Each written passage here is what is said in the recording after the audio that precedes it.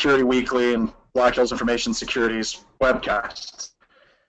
We're not recording yet, but we thought we would share kind of what some of us at Black Hills Information Security are going through right now. By the way, welcome to the basement of my the house that we're building and finishing up.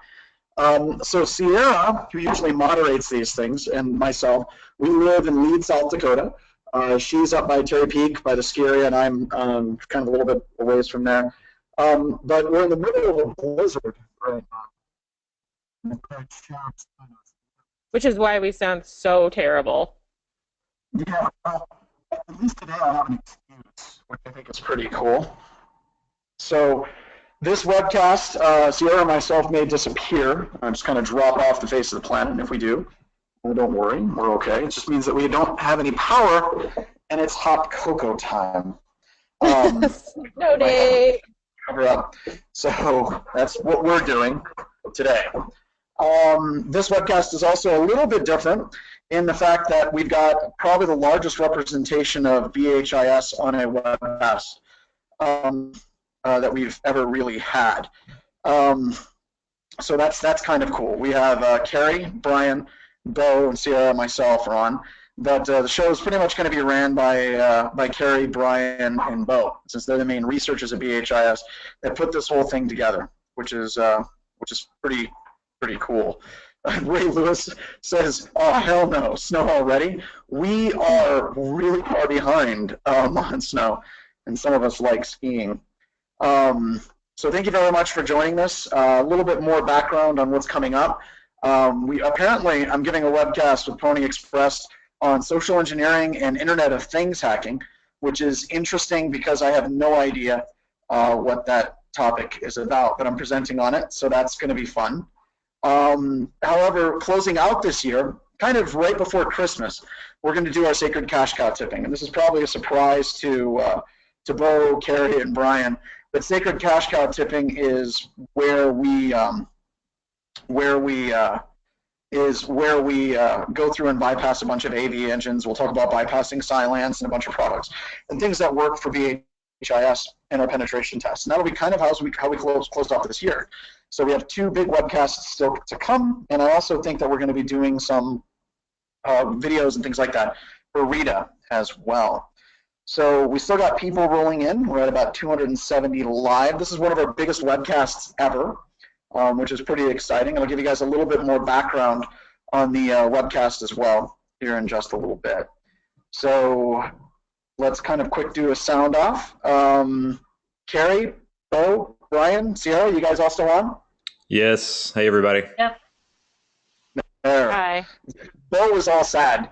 He came on like 10 minutes ago, and he's like, "Oh, there's only 50 people on, and now we're at like 300." So, so hopefully Bo has a good group for this. And really, Bo, out of a lot of the people at BHIS, has a tremendous amount invested in this.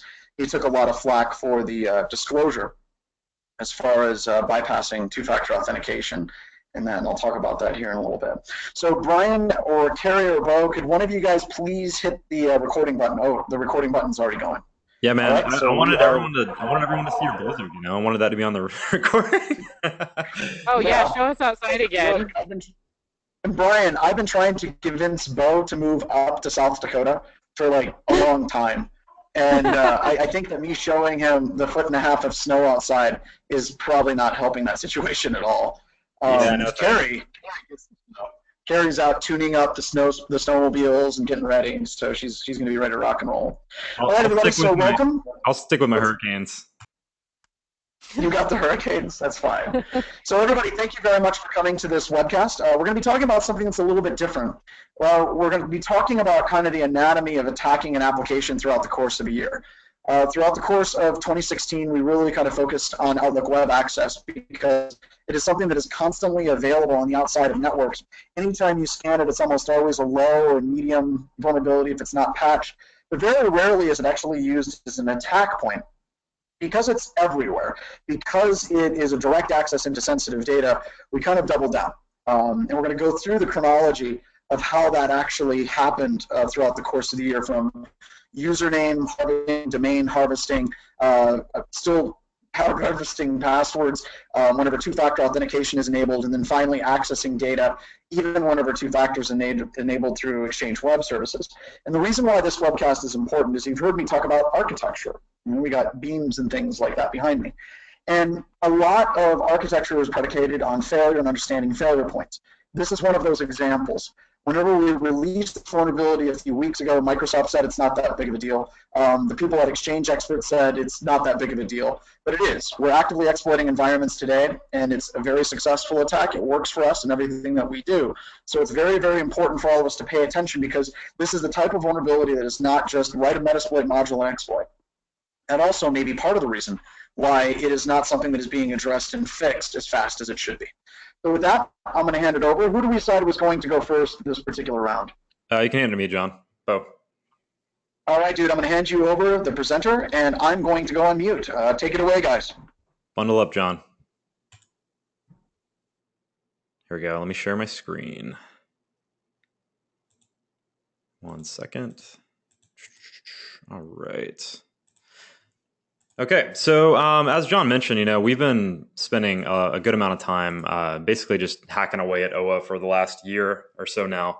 So we decided to kind of put a webcast together to kind of cover all of the different avenues of attack that we've been talking about for the last year.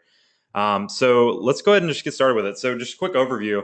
Going into performing any sort of external attack against an organization, the typical attack surface for most organizations traditionally pretty slim. There's definitely the occasional, remotely exploitable flaw you might run into. But, if you've ever run, a Nessus scan or anything against an external public-facing network, for most organizations, you're not going to get a whole lot of things that you're going to be like, oh my God, I can take over this network remotely. So we started looking at, other avenues to getting in, which, obviously phishing is going to be one of the biggest ones that you hear about because it's just so common. But when you talk about just directly accessing a network remotely, directly trying to compromise through a firewall, quote unquote hacking the firewall, this kind of attack where we're basically just attacking a public facing server such as OWA is becoming more and more common. So let's talk about just straight up Exchange and OWA just for a minute. So in the last year, there have been a number of different attacks. It's not necessarily that they're new attacks as in like they're, a revolutionary new, brand new thing that nobody's ever heard of before. It's just the way that they've been incorporated into specifically for OWA itself have become kind of like a new thing. And again, because it is a publicly facing infrastructure for the most part, it's readily available for people to attack. So like I said, some of these things we've been talking about for the last year, they're pretty minor, but when you combine them, they can be really devastating. It's the death by 1,000 cuts kind of thing. We kind of believe that OWA is quickly becoming the weak point of a public facing network, and it's not necessarily due to any specific vulnerability. It's due to a number of them put together, which we're going to talk about this entire attack flow through this entire webcast. Specifically talking about OWA, additionally, really anything that touches AD that's publicly facing, so VPNs, Citrix environments, that kind of stuff. A lot of those type of portals have a lot of these same issues that we're going to talk about today. And we're going to talk about username enumeration. We're going to talk about password spraying, and really being able to talk to an internal DC of sorts. Being able to talk to AD remotely. Is really one of the first steps that we need when we go into attacking an organization. So let's just quick overview of just what pretty much everything we're going to talk about and kind of what we'll end up wrapping up with by the end of this. With OWA, these are some of the things you can do. You can obtain valid domain credentials through password spraying, which we'll talk about in detail. You can pillage employees' email. Obviously, it's meant for email. In O365 environments, you can potentially gain access to other services, so such as SharePoint, which we'll talk about why that's important later. And then, internal phishing can be really successful if you have that trust relationship already built between users of an organization, and you have credentials to log in as one of them.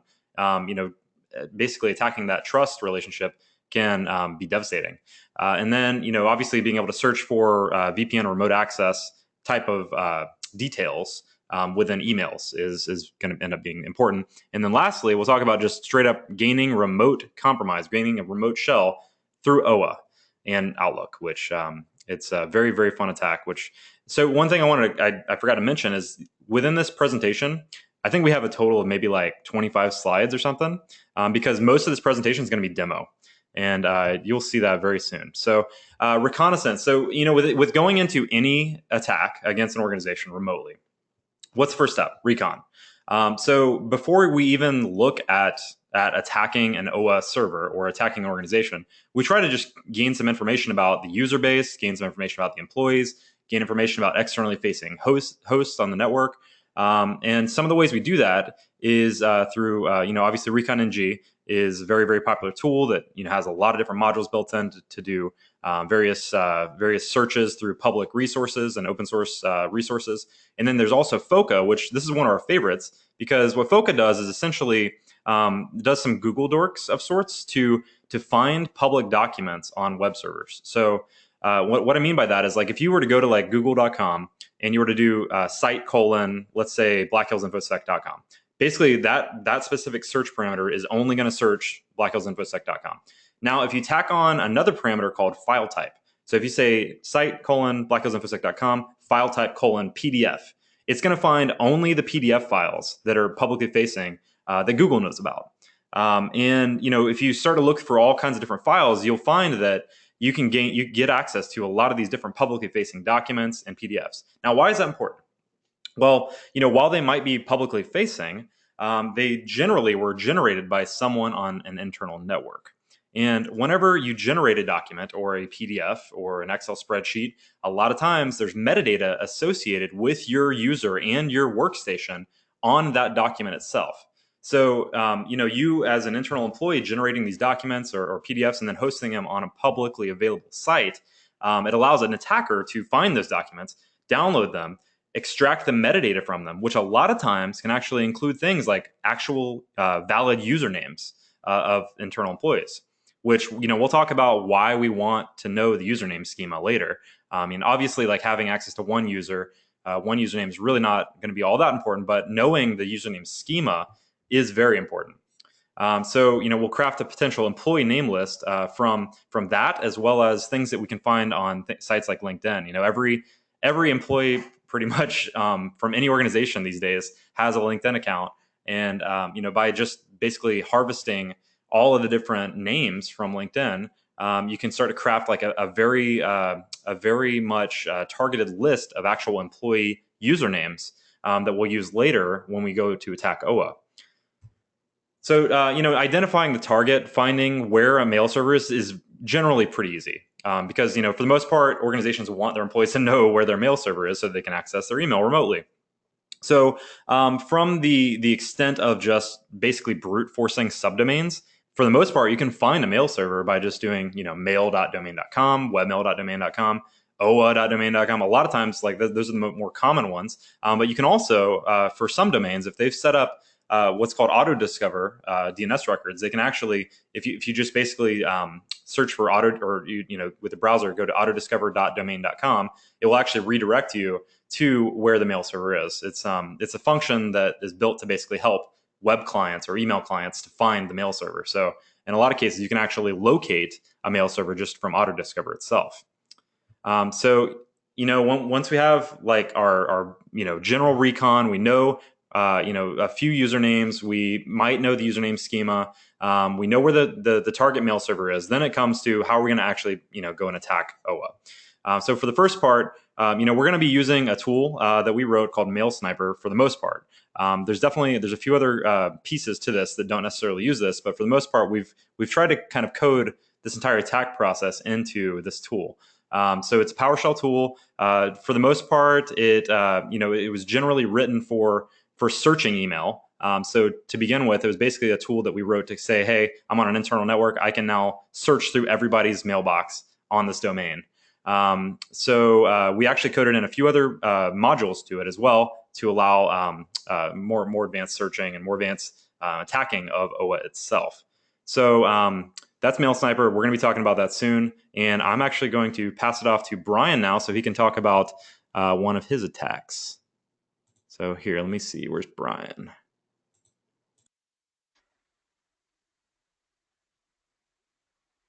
Oh, cool. Awesome. Hey, everyone. Go ahead. Brian's now.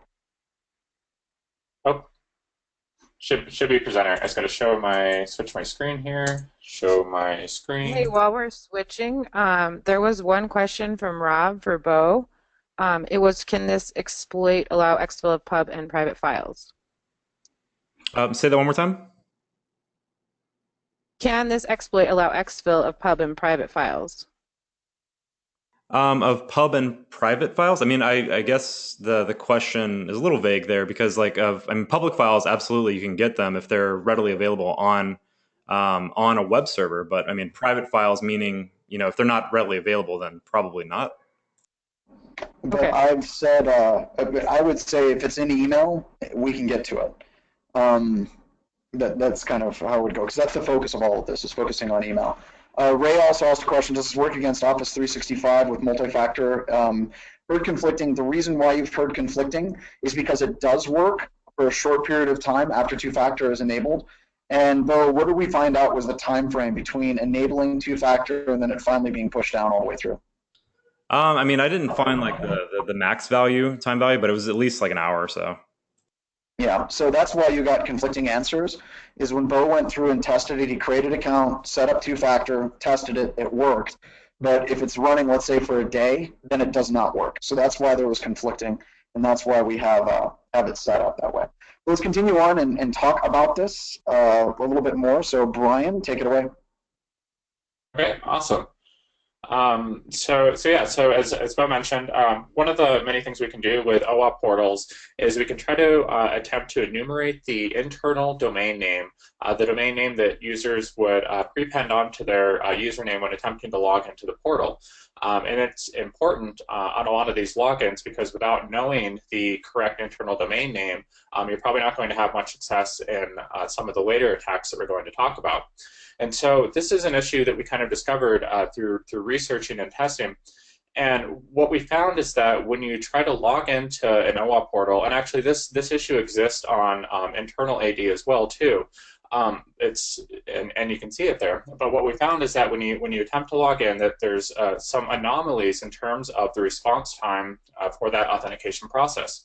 And basically the gist of it for the domain enumeration is that if you try to authenticate with an invalid domain name and some arbitrary username, that response time is going to be shorter.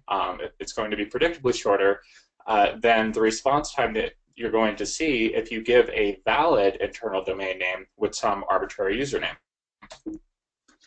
Oops. Got to work PowerPoint. There we go. Cool. So just a quick overview of the general algorithm that you can follow for enumerating out the internal domain names is basically generate yourself a list of random domain names and random usernames. And take these combos of invalid domain names, what are likely invalid domain names, and usernames, and use those to authenticate against the portal. Look at all the response times and use that to get kind of a baseline response time of what you would expect an invalid domain name to give you in terms of that response time. Next, you're going to want to generate up a list of what you think might be likely domain names. It's usually based upon the company name, and I'll show that in the module, the demo here shortly. And when you do this, you want to go ahead and you want to use a randomly generated username. It's important that you use a randomly generated username when you're trying to guess the correct internal domain name, because if you happen to guess a correct username on the internal domain with the correct internal domain name, it's going to throw you off a little bit. And that actually ties into the next part that we'll get into, which is username enumeration. So we'll get there later.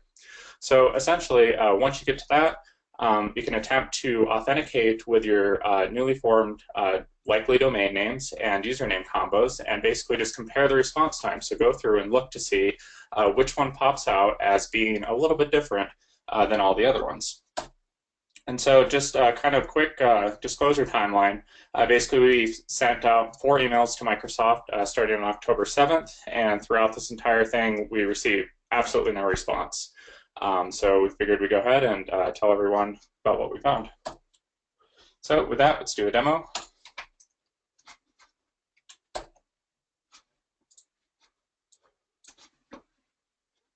All right. So I'm going to go ahead and the portal that we're going to be attacking is going to be mail.nanobotsinc.com. If you were to load up this page, basically what you're going to get is you're going to get this IIS default server page. And if you append on OWA, you can see that we do have an OWA portal here at mail.nanobotsinc.com. Cool. So the first thing I'm going to do is I'm going to hop onto my command prompt here. I'm going to open up PowerShell with the exec bypass flag. I'm going to import the Mailsniper framework.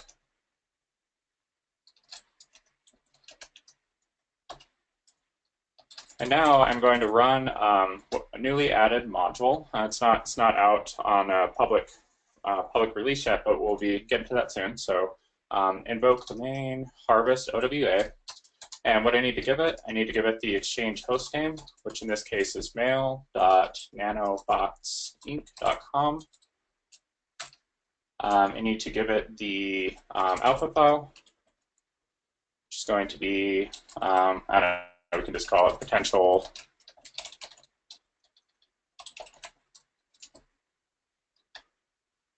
oops. And I think that's it. Let's see. Oh, right, and a company name. I knew I was forgetting something. All right, so now we also give it the name of the company, which in this case is going to be Nanobots Inc. Go ahead and throw in the spaces. Enter. All right, so I'll kind of walk through this as it's going, and we can step back through for anything that goes too quickly. But basically up here we can see that we generated a list of what we think might be the internal domain name. So we've got like the acronym NBI, Nano, Nanobots, Nanobots Inc., Bots Inc., and then we've taken all those and appended on things like .com, .corp, .biz, and all that good stuff. Up here, what has happened is we determine the baseline response time. So this is what I was talking about, where we basically just generate up a random internal domain name and append on a randomly generated username. So we take all those response times, which are milliseconds over on that side. Oh, it's starting to get away from me. And we go ahead and we average them. And then after we average them, we go ahead and set a threshold. In this case, I think I chose like 2.5, something like that. You might have to play around with it a little bit. But once we've got that baseline, we've got the threshold, now we go through and we take that list of domain names that we generated based upon the company name. We append on a randomly generated username. Then we go through, try to authenticate, and look at the response times again. And in this case, we can see here we got a response time of 813, which is substantially higher than any of the other response times that we see. And in our experience, this typically indicates that that is the correct internal domain name for this server. And in this case, since we have this server, I could tell you that is the correct internal domain name. So it goes ahead, outputs to a file. You've got the internal domain name, and now you can kind of continue on.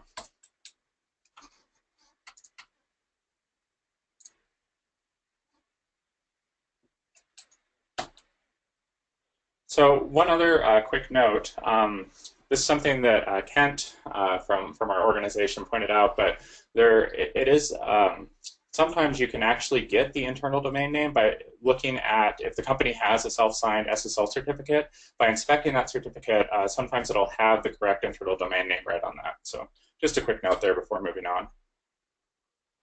So the next thing, this is kind of along similar lines to that internal domain name enumeration, but in this case we're going to try to enumerate and discover not only valid usernames, but before we even get to that, to try to determine the valid kind of the naming convention that companies use, because many companies will use some form of, like first name, last initial, first name, last name dot first name, and so on and so forth.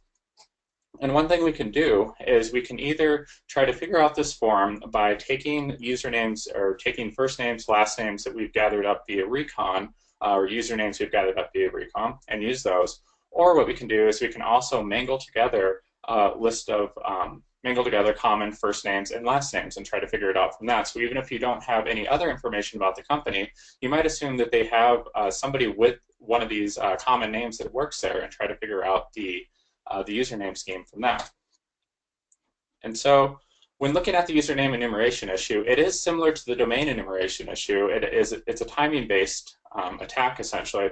But in this case, the timing is actually flipped. And so what we see here is that if you attempt to authenticate with a valid domain name and some arbitrary username, so some invalid username, that response time is going to be longer than if you have the correct domain name with a valid username.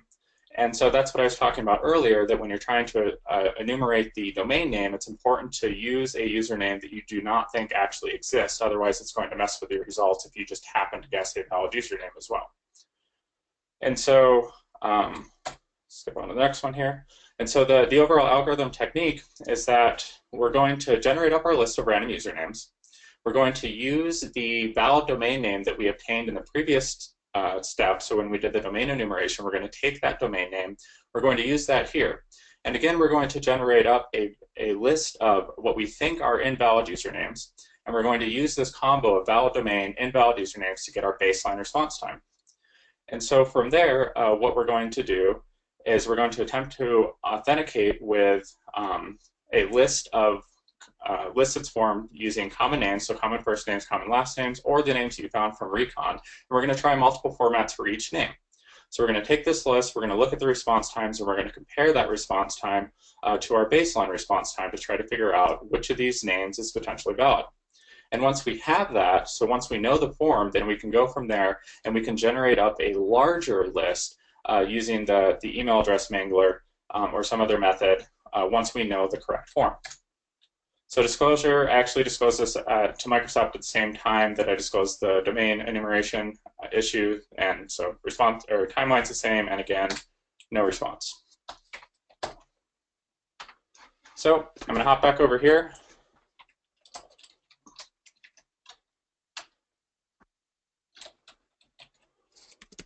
All right. We have a couple of questions while you're kind of switching around. Somebody was asking about Threat Gateway from Microsoft and ISA. We don't see that very much, and in fact, those products have been end-of-life since 2014. I'm sure that they're still there, but we just don't see them all that often as well. A bunch of people are asking questions about other products that allow you to access your email outside of like Exchange Web Services. Yeah, pretty much anything that you can authenticate through without using two-factor, that would be something that we need to be worried about. And then Ray asked a question, and Brian, I'll throw this to you. So should a company keep the Office 365 and internal Active Directory separate instead of moving towards federated services? The users are going to most likely use the same password anyway, and I think that that's true, but I'll throw it over to you, Brian. So, sorry, the question was, should they keep Outlook and AD separate? Is that the question? Yeah, through Office 365 and Outlook, or excuse me, Active Directory separate. So if you're using Office 365, you should you or should you not be federating into your internal Active Directory structure?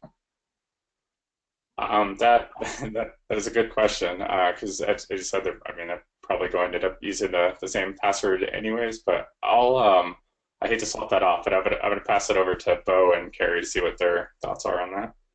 Yeah. Robert asked, he said, what could Microsoft do to fix this? I would say this one's easy. They should read the OWASP Top 10.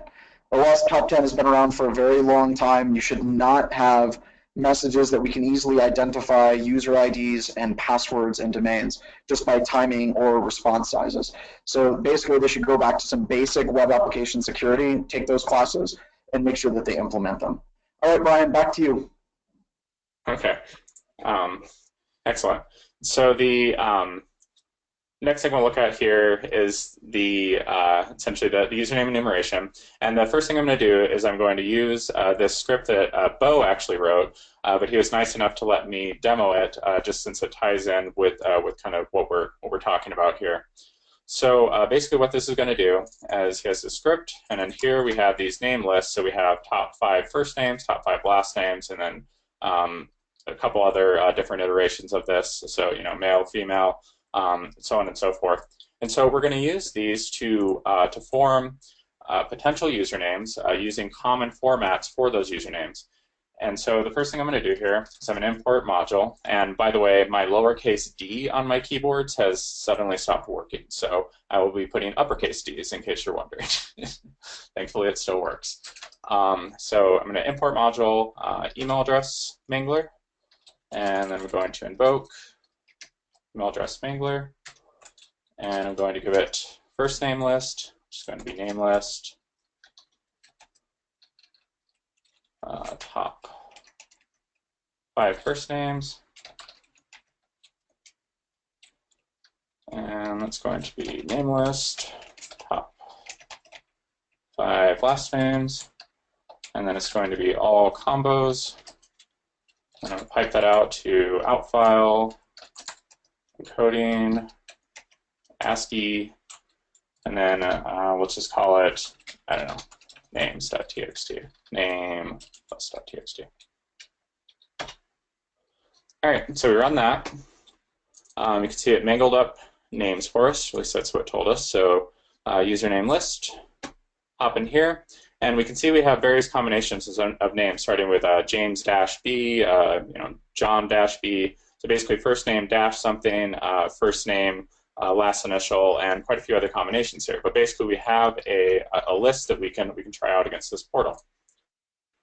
So I've already got the Mailsniper module imported. So I'm going to go ahead and I'm just going to run another module from that. Oops, get my D working. Invoke, sorry. Enumerate. There we go. Username harvest. All right.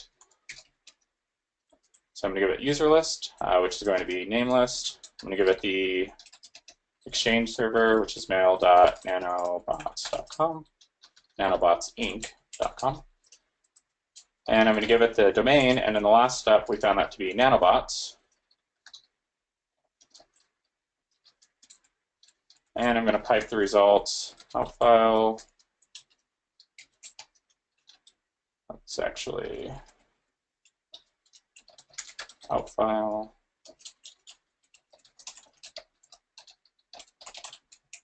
All right, so go ahead and run it. And again, we're getting a baseline response time by taking the valid domain name that we determined in that previous step, appending on a random username, and then averaging those out and then setting a threshold, remembering that this time a valid username with a valid domain name will give us a shorter response time than a valid domain name with an invalid username. So here we're going through the dashes. It's looking like it might not be the dashes. We have those response times that are all above the threshold that we've set. So we'll let it keep going. Now we're getting into the next format. So we're moving on from that dash format. Oh, look, we got a hit. So we've got John S, we've got Michael J, we've got Robert B. And looking at the response time, so we see 299, 330, 311. So we can see that those are substantially shorter, and that these are potentially valid usernames on the domain. And so at this point, now that you know the format, you can go through and you can generate up a larger list of usernames, either that you gather via recon or by doing this mangle method with common names, and then continue on to the next step.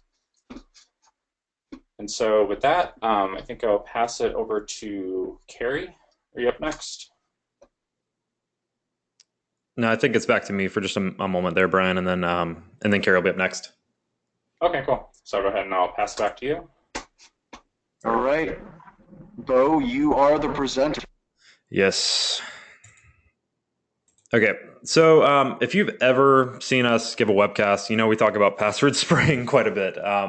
And the reason is because it's a pretty successful attack for us. Very commonly we'll perform password spraying attacks against organizations and gain access to a ton of credentials.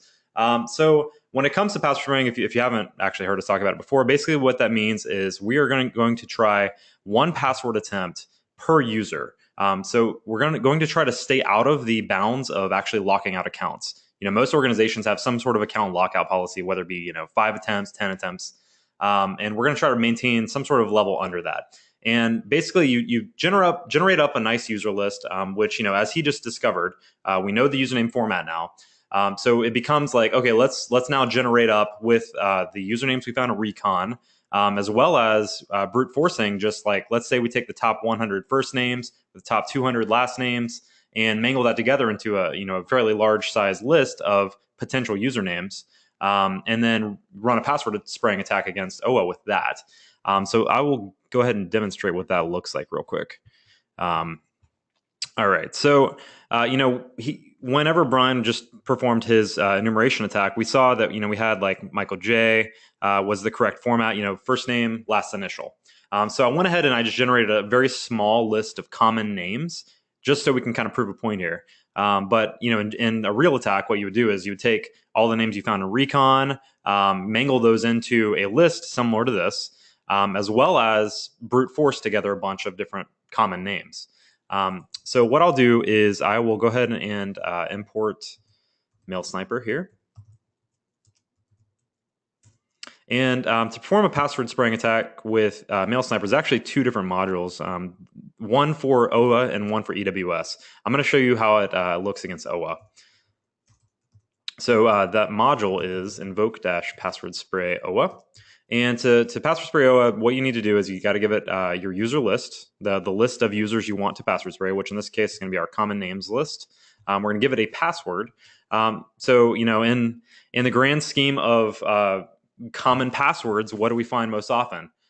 Season and year. So we're going to go with summer 2016, and then we're going to point it at the Exchange host, which in our case is mail.nanobotsinc.com. So whenever this runs, what's going to happen is for each of these users, it's going to attempt to log into OWA. So it'll connect to the mail.nanobotsinc.com. It will attempt to actually log in as each one, and if it obtains a valid credential, if it was successful in logging into OWA, we should get a result here. So in this case, we were successful with one user. In this case, we have Michael J at nanobotsinc.com, whose password was summer 2016. And again, while this, this demo is very much us, constructing it to just prove a point, this is how it looks in real life. And whenever we generate these lists and we try 10,000 different usernames, this happens. So why is it okay? I mean, why does it matter that we only got one credential? So let's talk about the next step. So we've gained access to one credential now. Now that we have one credential, we can actually pull down something from OWA called the global address list. So within Outlook Web Access, you actually have the functionality to see everyone else's email address. It's a feature of OWA, right? If you were to go to send an email to somebody else, you click the to field, and you can typically auto-complete somebody's email address from that. We wrote a module called get-global address list to do that. So let me show you that real quick. So get-global address list. So now that we have the one credential of Michael J, so we'll give his username here, Michael J at nanobotsinc.com. We'll give his password of summer 2016, pointed at Exchange hostname, nanobotsinc.com. And it's going to log into OWA. It has to retrieve a couple different cookies, and then basically pulls down the global address list right here. So in our little test domain, this is all the users we have, but you can see this is every single mailbox that was an Exchange. And if you were to do this against a larger environment, let's say that has like 3,000 users, you're going to be able to get all the user accounts doing the exact same technique. So from here, one of the next steps would be to go back and perform more password spraying with your valid list now. So, we've gone and with one credential now have access to every single email address from the organization, which, from having that, we can now perform extremely more targeted password spraying attacks and potentially gain access to a lot more credentials. We're not just guessing based off of recon and mangling together usernames anymore. We actually have the exact username list now from the global address list. So let me show you what that looks like real quick, and then I'm going to hand it off to Carrie to show you another way of doing this. So I'm going to go ahead and copy in those addresses. So these are our normal or our actual user addresses here. Let me just save that. And then we'll go back up to our password spray. And instead of our typical just common names list, we'll actually give it the more targeted global address list now. And let's run it with the same password and see what we get. So again, you know, we've now obtained the actual global address list. We're going to try one password attempt per each of these users. And, you know, once it's done, we'll potentially have more credentials. Here you go. So you see, we got 3 now. So now we have Vladdy at nanobotsinc.com, Bama's at nanobotsinc.com, and Michael J. They all have the password of summer 2016. And, you know, again, this is just to prove a point. This is how it looks in real life. But one of the things that we wanted to kind of point out, and what Carrie's going to talk about a little bit more, is that this works against two-factor as well. So the fact that I was able to just connect to OWA and submit a password or a login request, like for this account here, Vladdy, let me show you what is actually going on in the background there. So if we go actually try to log in as Vladdy,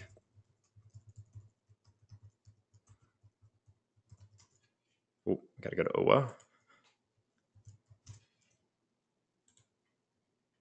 So let's log in as Vladdy and see what happens.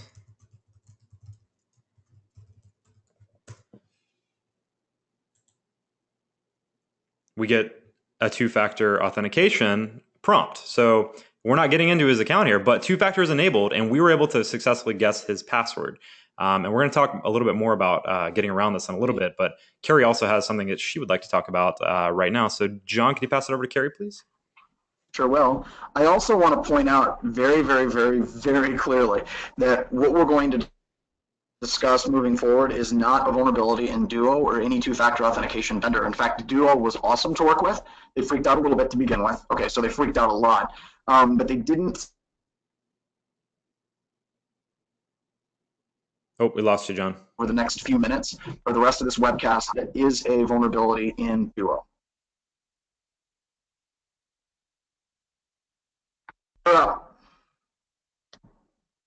I can't hear Carrie. There she is. Okay, so what I was going to demo here is a little bit of a different way to password spray using burp just as another option, and also how it works against two-factor. So I'm going to put in a made-up username XXX. Summer 2016 is going to be our guess for this spray, and I'm going to intercept this request. And I'm going to send it to intruder, and I'm going to mark the spot where we want to substitute the username. So instead of XXX, we're going to,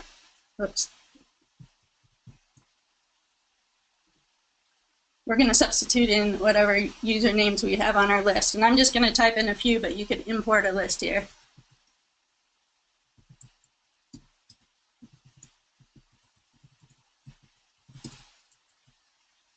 Okay, so as Bo just showed, if the password's correct, you get a secondary screen that says, in this case, something about Duo, how you want to get your two-factor authentication.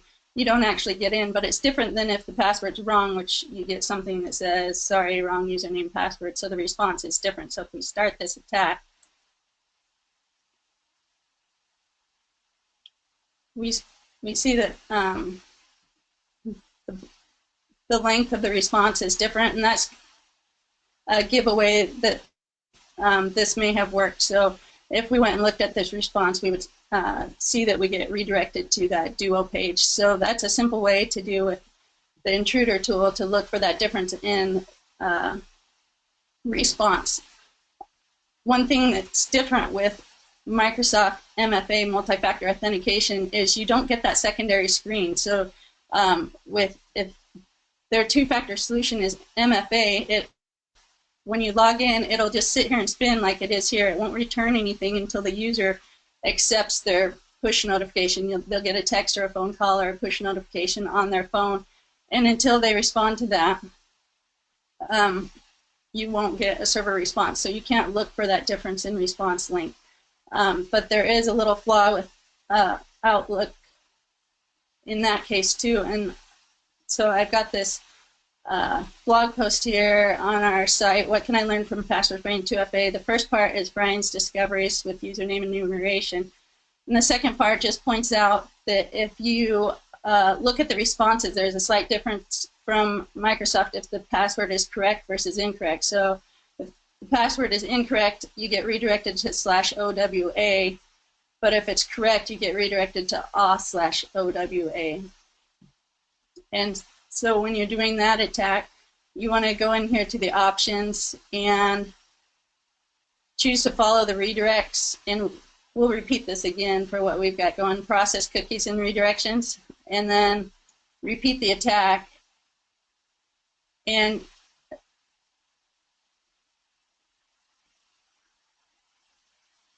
we see that in the case where the password was right, we got 2 redirects that we followed. And so that's where you can look in those responses and determine whether you got that different response. So even with Microsoft MFA that doesn't give you a different second screen, you can tell that the password is right. And you might be thinking that you can just look at the response time because it takes a while for a user to respond, but what I found is that some users aren't set up with two-factor. In that case, it immediately rejects the password. Even though it's correct, the response is immediate, so you can't rely on response time completely, or you'll miss some correct passwords that you have found just because the user hasn't been set up with two-factor off. And then just one other thing with burp that I wanted to show. If we actually log in,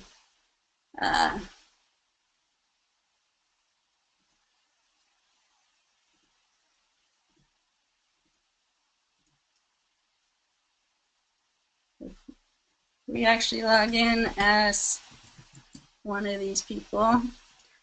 Well, will you be able to accept the two-factor auth on this? Sure thing.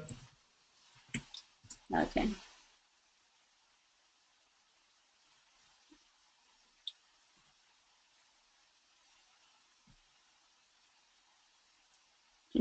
Just send a push. Is that what you do? Yep. Okay.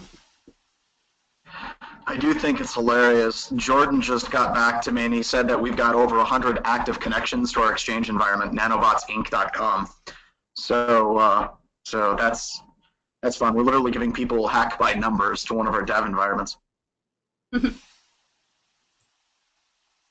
Okay, so I'm showing a secondary way to download the address book. It's harder than using Bo's solution with PowerShell, but sometimes it may be the only option that works. So here, if we go to the target tab and we look at mail nanobots, there's this finding that says email addresses disclosed, and it starts listing out all email addresses it's seen. So what I do if I'm trying to get the address book this way is I start a new mail and I say to, and it usually comes up defaulting to your local contacts, but if you go to the global address list, it'll list them all, and you see them populating. Burp has extracted those for you based on the address book. And the only trick here is if it's got a lot of entries in the address book, you actually have to scroll through it, holding down on the down arrow key through the whole address book, because it only loads as it needs to be seen, so it's on-demand loadings. So to get all those like thousands of entries to show up, you actually have to scroll down through the whole list. And then it's easy to copy and paste into Excel from this burp finding here. And there's also a blog post on that called Downloading an Address Book from OWA on our Black Hill site. Okay, back to you, Bo. All right. John, can you pass that back, please?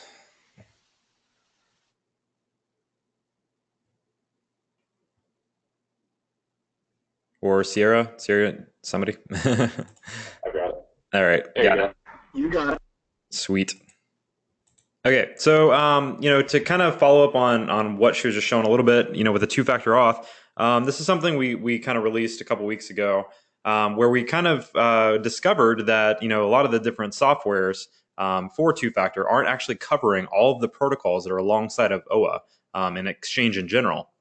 So with Exchange, a lot of people just have like the mentality that you've got this Outlook web access front end, and that's the only way that people are going to be able to log in and actually obtain emails from my organization.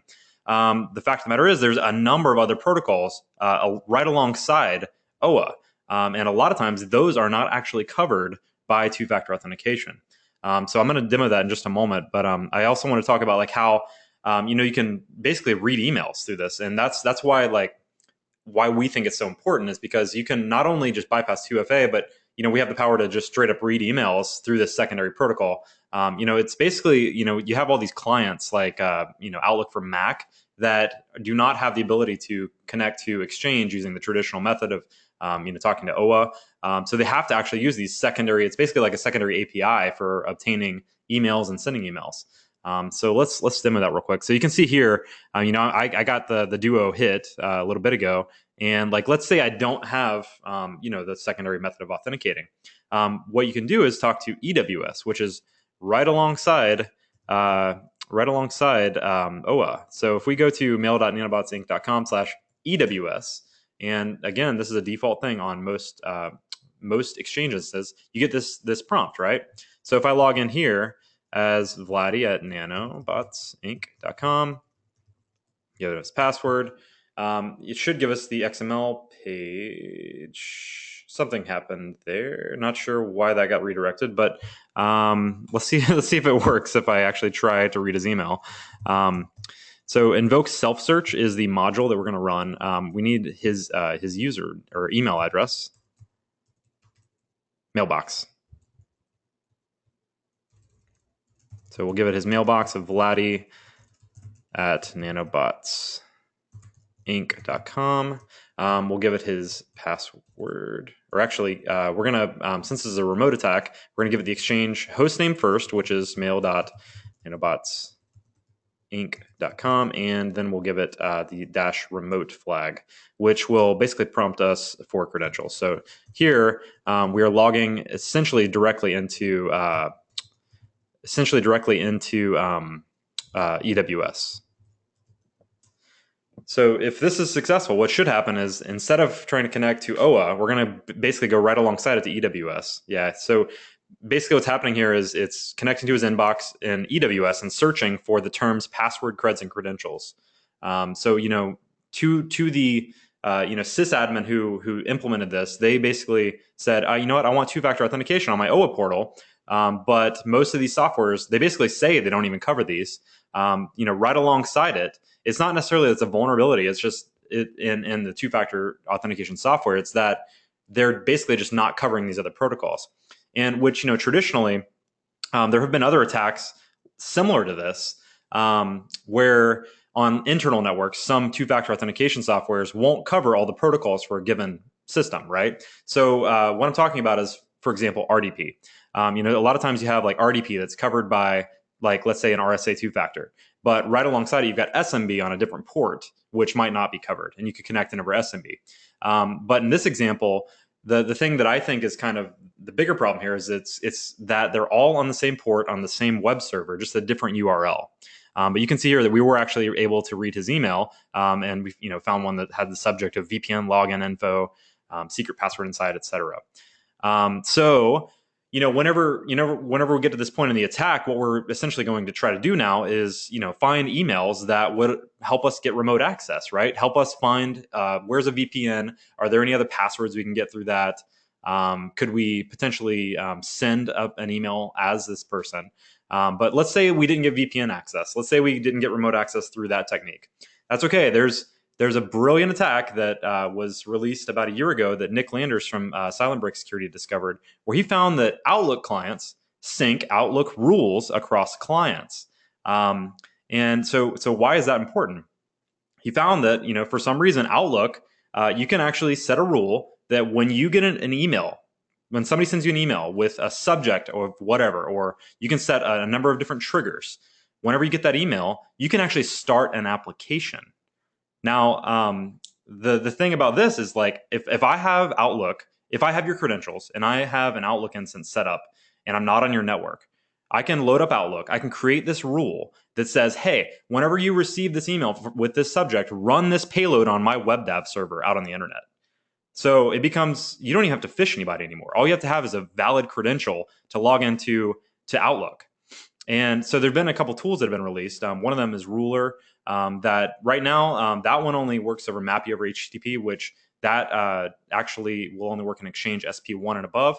But I've noticed they've been working on getting it working with RPC over HTTP, which is Outlook Anywhere, which there was a question earlier about Outlook Anywhere and potential attacks through Outlook Anywhere. So this specific attack is the one that for legacy versions of Exchange will sync over Outlook Anywhere. And Carrie is actually going to walk through a demo right now of how this actually looks. So Carrie, take it away. All right, just wait a second so I can share my screen here. Okay, so what we're looking at is a VM that represents our attacking machine. It's just my local machine. It's not on the customer's domain. It's not the victim's machine. It's my own machine. So I can start up Outlook Web Access, I can start up Outlook, and first time I start it up, it'll ask me to enter the email and password. So we just discovered that through our prior efforts of Password Spring, and then you just continue through that and it will set it up for you automatically. I've already done that, so here I have access to Darth V at Nanobots Inc. So we're going to go in and create a rule. And when we do this, we're just going to go to options and import a rule. And I've already made the rule file. I'm going to go back and show you how later, but I wanted to get it in there and get it going because it takes a few minutes to get the shell. So we're going to import our pwn rule. And what it says is apply this rule after the message arrives with pwn in the subjects and start 22.exe. 22.exe is a PowerShell Empire executable to get a shell on the box, and it's out on a WebDAV server on the internet. And so we're going to apply that and say OK. Now the magic is that this is going to get automatically synced to the victim's computer where they run Outlook, so on the internal domain. And it happens very quickly. I'm not showing the victim VM right now, but I just checked and it's already synchronized over there. So I'm going to close down Outlook here so I don't get a shell on my own box when I send the email. And I'm just pressing send on the email with pwn in the subject. Okay, and while we're waiting, I'll direct you to the Silent Break Security blog post. It's very good and walks you through this, including how to create your shell.exe to work with PowerShell Empire. There are a few little gotchas and a few places where the instructions weren't verbose, so I added another blog post on the Black Hills site. Malicious Outlook rules and actions, and it gets you past the first gotcha that you have to actually use Python 3 when you run it instead of Python 2 or you get that error. And then it gives really detailed instructions on setting up your WebDAV server to work with this attack. So you've got that there. So if we go over and we've downloaded, we're using Python version 3, but we've downloaded the Silent Break Security rules.py script to generate that rules file. So we're going to run that, and we're going to call it my rule. And then just ask you some questions. What's the rule name? So we give it a name. And what's the trigger? So what do you want to put in the subject of the email that will make this rule fire off? And so we could do anything here. So if you get the subject of anything. And then here you put your WebDAV IP adder here, and then wherever your file is. So we had 22.exe, and then that created your rule file, myrule.rwz, and so I showed how to import that at the beginning. Let's see, I think I covered everything here, so I'm going to switch over to the victim VM. Okay, so here's the victim. It just barely got that email, that pwn email, so we should be getting a shell soon on this box. So this represents a system that I don't currently have access to on Darth V's system on the internal domain, presumably, and he's running Outlook, or will be running Outlook, in order to get that mail and fire that rule. We can see that if we go to manage rules on his system, it's got that rule in there.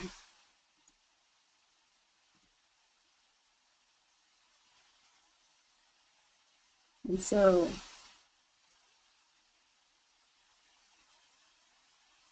and of course I haven't got the shell yet. But we'll wait on that.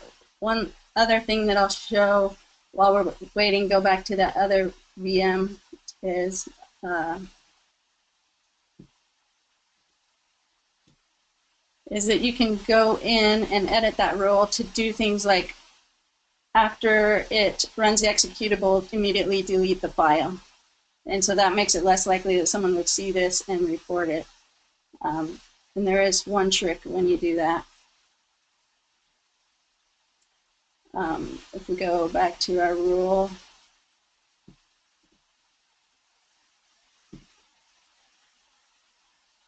so you click on it and say edit rule. It does something tricky when you edit though. Let's say we wanted to add in delete it afterwards. And it adds in this on this computer only, which we don't want because we want to synchronize it to the other computer, but you have to actually go ahead with this and finish. And then you have to go and edit it one more time and remove that setting. So uncheck on this computer only.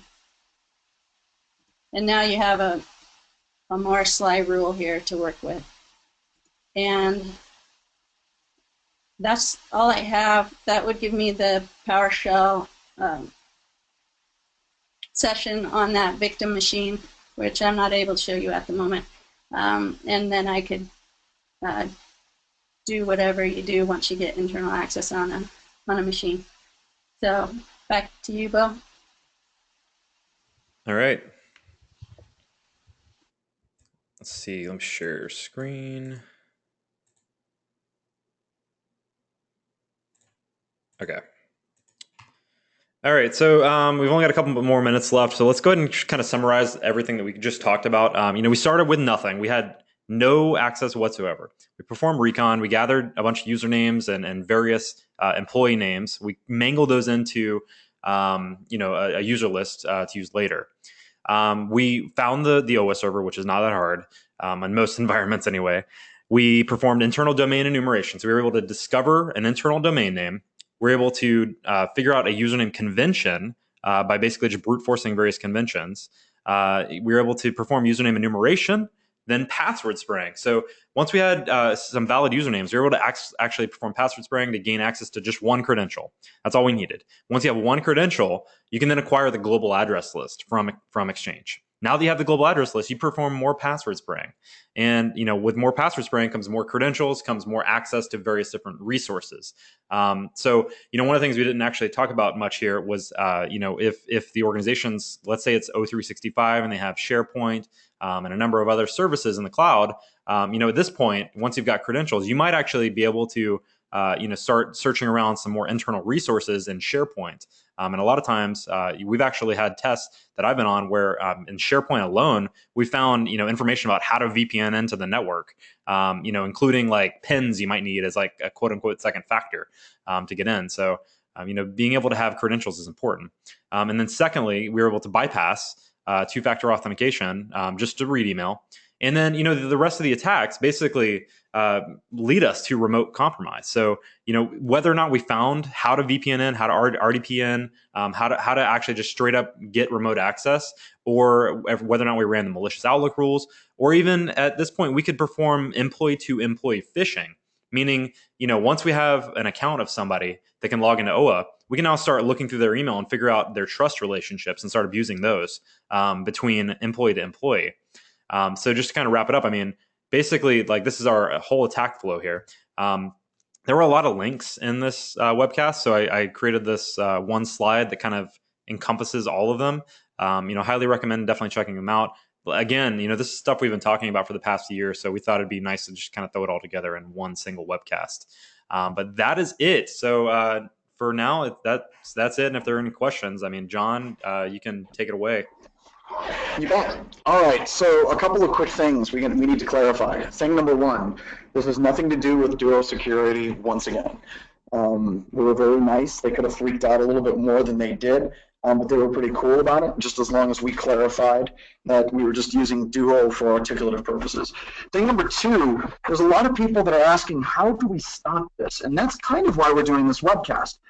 Mind you, we went to Exchange experts, we went to Microsoft, and they basically looked at all of this and they said, not a problem, nothing to see here, this is not a concern. In fact, though, if I remember correctly, they said, well, that's the way it's architected. Well, the architecture is broken. I usually don't like picking fights very often in computer security, but I think we'll pick one now. Microsoft has to fix this. And this is something that is an easy fix. In fact, this is something that organizations that have been developing web applications have been doing and fixing for years.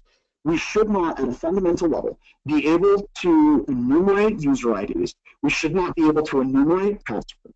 And we sure should not be able to enumerate passwords through two-factor authentication by looking at the timing and the size of the response from the web server.